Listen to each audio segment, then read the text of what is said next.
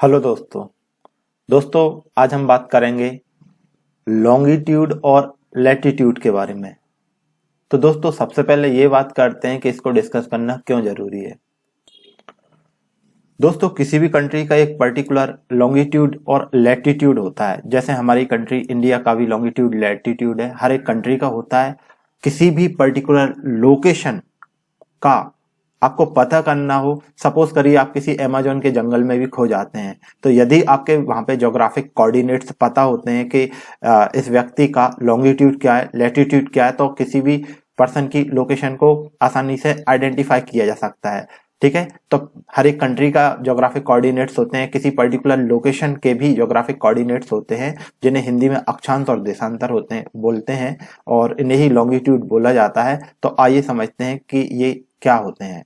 दोस्तों अर्थ की सरफेस पे किसी पर्टिकुलर जगह की पर्टिकुलर लोकेशन को पता करने के लिए अर्थ की सरफेस पे कुछ इमेजिनरी लाइंस इमेजिन किए जाते हैं, ड्रॉ किए जाते हैं। इन्हें ही लॉन्गिट्यूड और लैटिट्यूड बोलते हैं। आप देख रहे हैं कई सारे सर्कल्स टाइप से बने हुए हैं और कई सारे लाइंस ऐसे हैं जो नॉर्थ से साउथ की तरफ जाते हैं। तो इन्हीं चीजों से मिलके आपके लॉन्गिट्यूड और लैटिट्यूड बनता है। तो चलिए दोस्तों समझते हैं कि लैटिट्यूड क्या होता है। दोस्तों जो लैटिट्यूड रहते हैं ये अर्थ की सरफेस पे कोई भी पर्टिकुलर जगह है उसकी नॉर्थ से साउथ की पोजीशन को डायरेक्ट करता है। हमें पता चलता है कि उस पर्टिकुलर जगह की नॉर्थ से साउथ के बीच में पोजीशन क्या है। ये एक तरह का एंगल होता है, इसमें मिनिमम 0 डिग्री होता है, 0 से ये 90 डिग्री के बीच में रहता है। और ठीक है, इक्वेटर मतलब अर्थ के बिल्कुल सेंटर से एक सर्किल को इमेजिन किया जाए तो जो 0 डिग्री सर्किल रहता है उसे इक्वेटर बोला जाता है। और जैसे जैसे हम ऊपर की तरफ बढ़ते जाते हैं ये पर्टिकुलर डिग्री बढ़ती चली जाती है। ठीक है, तो जैसे जैसे ये पर्टिकुलर सर्कल बढ़ते चले जाते हैं और जब हम सबसे ऊपर पहुंच जाते हैं तो 90 डिग्री की जो अपर पोजीशन रहती है उसे नॉर्थ पोल बोला जाता है, और अर्थ का जो सबसे लोएस्ट पोर्शन रहता है जो उसको 90 डिग्री को साउथ पोल कहा जाता है। दोस्तों अर्थ की सरफेस पे बिल्कुल बीचों बीच में एक सेंटर में एक लाइन इमेजिन की गई है जो अर्थ को इक्वली 2 पार्ट्स में डिवाइड कर देती है। दोस्तों ये 0 डिग्री का आपका लैटिट्यूड होता है और इसे इक्वेटर कहा जाता है, विषुवत रेखा कहा जाता है, भूमध्य रेखा कहा जाता है। ये एक 0 डिग्री की पोजीशन होती है और दोस्तों इस पर्टिकुलर पोर्शन पे सनलाइट अच्छी खासी रहती है। ठीक है, और इसे इक्वेटर कहा जाता है। दोस्तों इक्वेटर के बाद अर्थ की जो थोड़ी सी और डिस्टेंस पे हम जाते हैं 23.5 डिग्री पे, इक्वेटर के ऊपर की तरफ एक और लाइन को इमेजिन किया जाता है। दोस्तों इसे बोला जाता है ट्रॉपिक ऑफ कैंसर। ठीक है, और 23.5 डिग्री यदि आप इक्वेटर से नीचे की तरफ जाते हैं तो इसे बोला जाता है ट्रॉपिक ऑफ कैप्रिकॉर्न। ठीक है, तो ये बात ध्यान रखिएगा। दोस्तों जो ग्रीन कलर की लाइन है इक्वेटर, इसे हिंदी में भूमध्य रेखा बोलते हैं। जो ऊपर की तरफ ये जो लाइन है जिसे ट्रॉपिक ऑफ कैंसर बोला जा रहा है, ठीक है, तो उसे कर्क रेखा बोलते हैं। और जो नीचे जो लाइन जा रही है, ठीक है, इसे ट्रॉपिक ऑफ कैप्रिकॉर्न या मकर रेखा बोलते हैं। दोस्तों ग्रीन लाइन के ऊपर का जो पोर्शन रहता है जहां पे आप ये सब देख रहे हैं, ठीक है, तो इसे बोलते हैं नॉर्दर्न हेमिस्फीयर। ठीक है, तो ऊपर का जो स्फीयर है ये, ठीक है, तो इसे आधा जो ऊपर का हिस्सा है नॉर्दर्न हेमिस्फीयर, इसे नॉर्दर्न हेमिस्फीयर कहते हैं या उत्तरी गोलार्ध बोला जाता है। और इधर का जो है उसे सदर्न हेमिस्फीयर या दक्षिणी गोलार्ध कहा जाता है। अब दोस्तों जैसा मैंने बताया कि अर्थ का जो बिल्कुल सेंटर से एक सर्किल ड्रॉ किया गया है उसे 0 डिग्री इक्वेटर कहा जाता है। जैसे ही मैंने कहा था कि ये एक तरह का एंगल होते हैं। ठीक है, तो जैसे आप धीरे धीरे ऊपर की तरफ जाएंगे 23.5 डिग्री नॉर्थ की जो पोजीशन होती है उसे ट्रॉपिक ऑफ कैंसर या कर्क रेखा कहा जाता है, और 23.5 डिग्री साउथ की जो पोजीशन रहती है उसे ट्रॉपिक ऑफ कैप्रिकॉर्न या मकर रेखा कहा जाता है। दोस्तों इसी तरह से थोड़ा और आप ऊपर की तरफ जाएंगे तो 66.5 डिग्री नॉर्थ की जो पोजीशन रहती है उसे आर्कटिक सर्कल कहा जाता है। ठीक है, और 66.5 डिग्री का जो साउथ पोजीशन रहता है इसे अंटार्कटिक सर्कल कहा जाता है, क्योंकि इस पर्टिकुलर जगह पे अंटार्कटिक है और यहाँ पे आपका आर्कटिक एरिया है। ठीक है, जो पोल की पोजीशन रहती है नॉर्थ की, अर्थ का जो बिल्कुल नॉर्थ पोल रहता है 90 डिग्री की पोजीशन रहती है उसे नॉर्थ पोल कहा जाता है, और 90 डिग्री साउथ का जो हिस्सा रहता है उसे साउथ पोल कहा जाता है। अब दोस्तों दूसरी कहानी समझते हैं। ये जो रेड कलर में आप देख रहे हैं tropic of cancer to tropic of Capricorn के बीच का जो एरिया रहता है इसे ट्रॉपिकल जोन कहा जाता है। अब ये ट्रॉपिकल जोन का मतलब ये रहता है कि दोस्तों यहाँ से जो सनलाइट आती है, सूरज की जो रोशनी रहती है, यहाँ से सनलाइट की जो सूरज की जो किरणें रहती हैं वो स्ट्रेट आती हैं, सीधी पड़ती हैं, तो इस पर्टिकुलर एरिया पे बहुत ज़्यादा हीट रहती है। साल भर अच्छा खासा टेम्परेचर रहता है, इस कारण से यहाँ पे बहुत गर्मी पड़ती है, और ठीक है, और यहाँ पे वेदर रहता है, तो इस पर्टिकुलर एरिया को ट्रॉपिकल जोन करके कहा जाता है। यहाँ से आप जैसे ऊपर की तरफ जाते हैं 23.5 से 66.5 नॉर्थ में चले जाइए, आप साउथ में चले जाइए, तो यहाँ पे जो टेम्परेचर रहता है वो तो कम हो जाता है। ऐसा क्यों होता है? क्योंकि जो सनलाइट रहती है, जो सूर्य की किरणें रहती हैं, वो थोड़ी लंबी हो जाती हैं।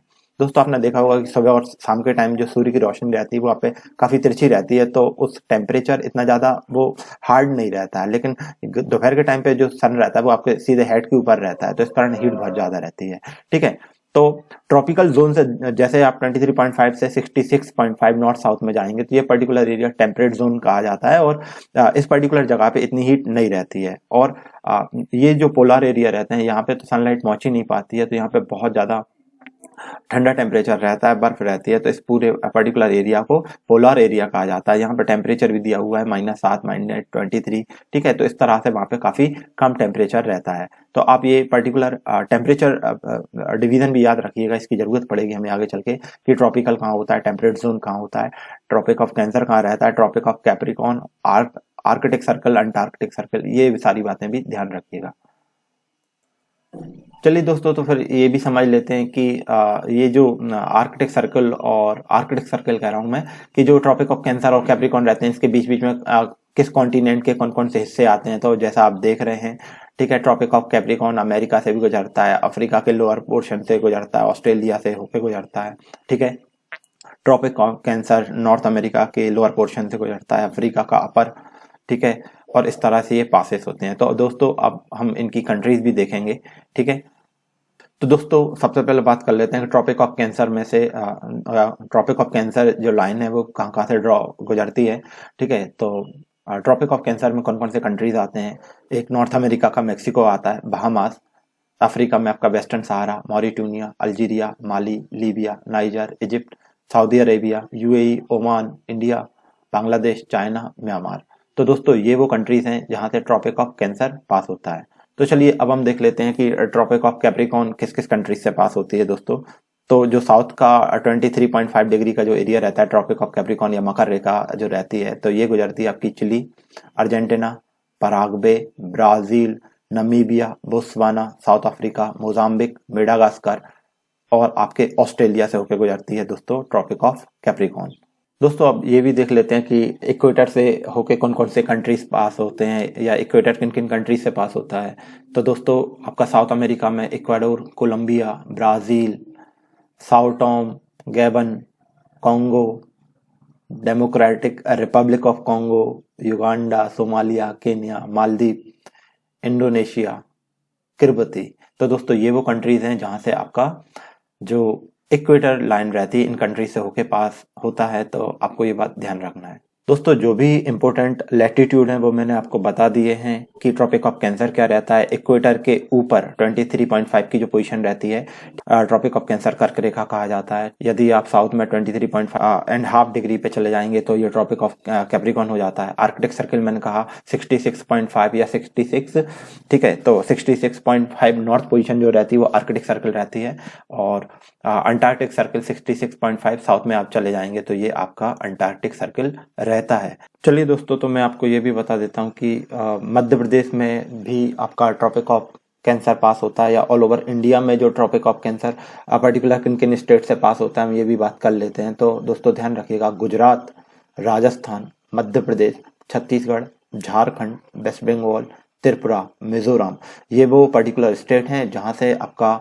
ट्रॉपिक ऑफ कैंसर इंडिया के इन स्टेट से पास होता है। दोस्तों हमने लैटिट्यूड की तो बात कर ली, अब जरा हम लॉन्गिट्यूड की बात कर लेते हैं। जिस तरह से मैंने कहा था कि जो 0 डिग्री एक सर्कुलर लाइन होती है अर्थ के चारों तरफ, उसे हम इक्वेटर बोल रहे थे, ठीक है, और हमने ये बताया था कि नॉर्थ से साउथ की जो पर्टिकुलर पोजीशन रहती है वो आप किसी के लैटिट्यूड से बता सकते हो। मैंने आपको वेरियस टेम्परेचर के जोन भी बताए थे कि बीच में ट्रॉपिकल जोन रहता है, नॉर्थ से साउथ आपका 23 नॉर्थ टू 23 साउथ तक, क्योंकि इधर पे हीट ज्यादा होती है। और फिर मैंने आपको टेम्परेट जोन बताए थे ठीक है, और आर्कटिक और अंटार्कटिक पे आपके फ्रीजेड जोन होते हैं क्योंकि वहां पे सर्दी ज्यादा रहती है।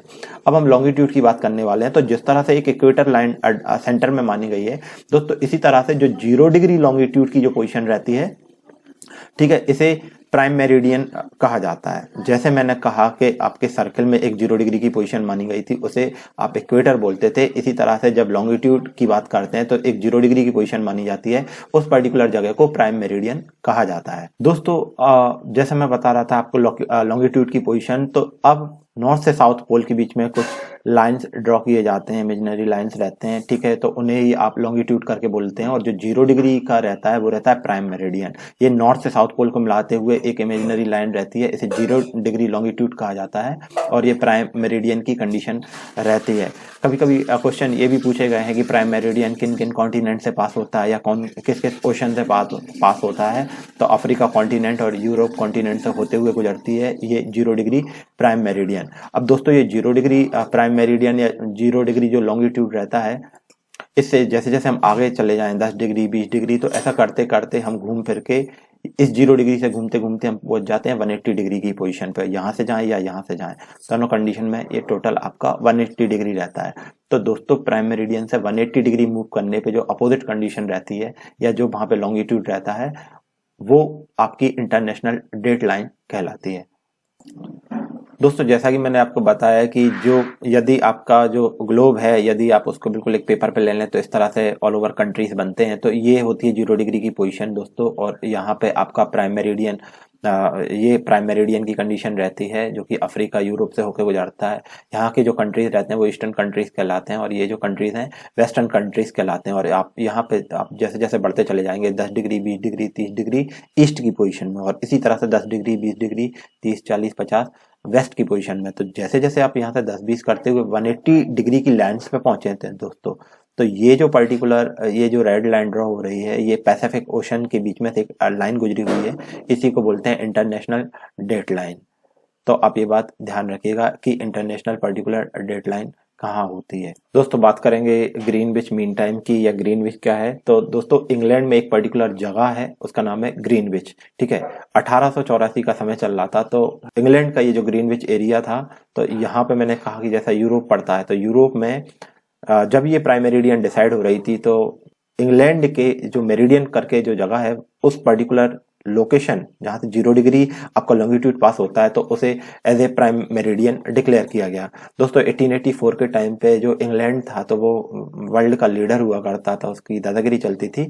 तो ऐसे समय पे इंग्लैंड के ये जो ग्रीनविच पर्टिकुलर जगह है, तो यहाँ से प्राइम मेरिडियन या आपका 0 डिग्री लॉन्गिट्यूड माना जाता है, और यहीं से टाइम के आपके रेफरेंसेस शुरू होते हैं, ठीक है। तो यहाँ का जो टाइम रहता है ग्रीनविच मीन टाइम, ये आपके इंग्लैंड के ग्रीनविच लोकेशन से शुरू होता है।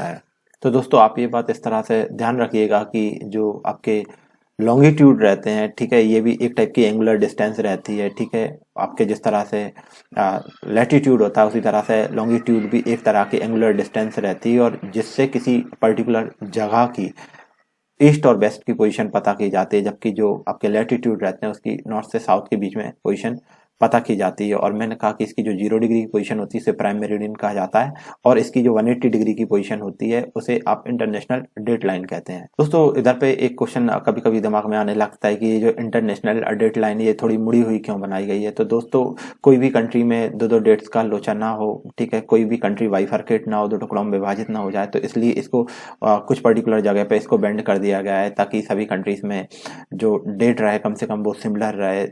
ये बात को ध्यान रखते हुए उसको थोड़ा सा बेंड कर दिया गया है। दोस्तों अब मैं आपको इंटरनेशनल डेट लाइन को क्रॉस करने के बाद मतलब जो डे रहता है उसमें पर्टिकुलर चेंज आ जाता है, तो मैं आपको ये वाली बात भी समझाने वाला हूँ कि इंटरनेशनल डेट लाइन किस तरह से अफेक्ट होती है। आप ये बात देख रहे हैं जहाँ पे मैं कर्सर घुमा रहा हूँ, तो ये 0 डिग्री प्राइम मेरिडियन है, ठीक है, और ये आपका एक 0 डिग्री लॉन्गिट्यूड की पोजीशन है प्राइम मेरिडियन। यहाँ से हम जैसे जैसे आगे बढ़ रहे हैं 10 डिग्री 20 डिग्री 180 डिग्री की पोजीशन ईस्ट की डायरेक्शन में, यदि आप इसको भी ऐसा घुमाएंगे, ठीक है, यदि हम इसका सर्कल का बना लें, तो इधर से 0 डिग्री से माइनस बैक में जाते जाएंगे 10 डिग्री 20 डिग्री, इस तरह से 180 डिग्री वेस्ट की जो पोजीशन रहती है और 180 डिग्री ईस्ट की जो पोजीशन रहती है वो कहलाती है आपकी इंटरनेशनल डेट लाइन। अब ये जो इंटरनेशनल डेट लाइन रहती है इस तरह से ईस्ट और वेस्ट की, जब कोई पर्सन मूव करता है तो उसकी डेट में चेंज आ जाते हैं। तो मैं आपको ये वाली बात बताने वाला हूँ। उससे पहले आप ये कंडीशन ध्यान रखिएगा कि कौन सी कंट्री किस तरफ आ रही है।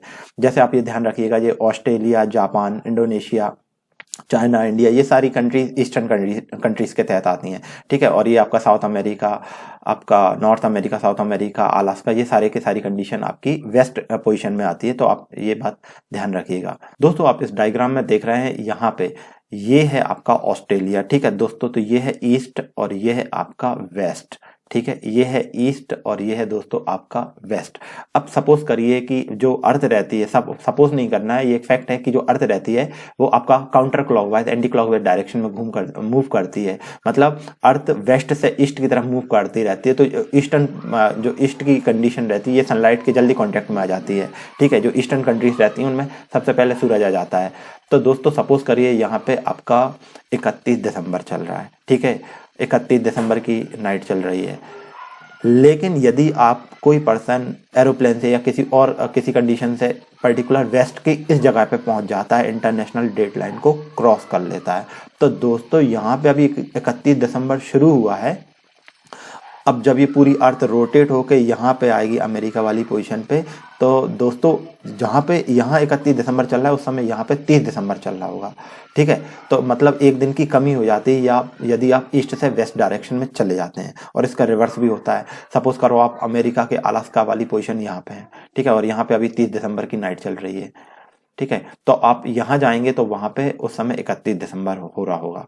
तो बात समझ में आ रही है। यदि आपको वेस्ट से ईस्ट की तरफ जाएंगे तो आपको एक दिन का फायदा हो जाता है, और यदि आप ईस्ट से वेस्ट दिन की तरफ चले जाते हैं तो एक दिन घट जाता है, या आप एक दिन पुराने दिन में पहुंच जाते हैं। आप ये बात ध्यान रखिएगा।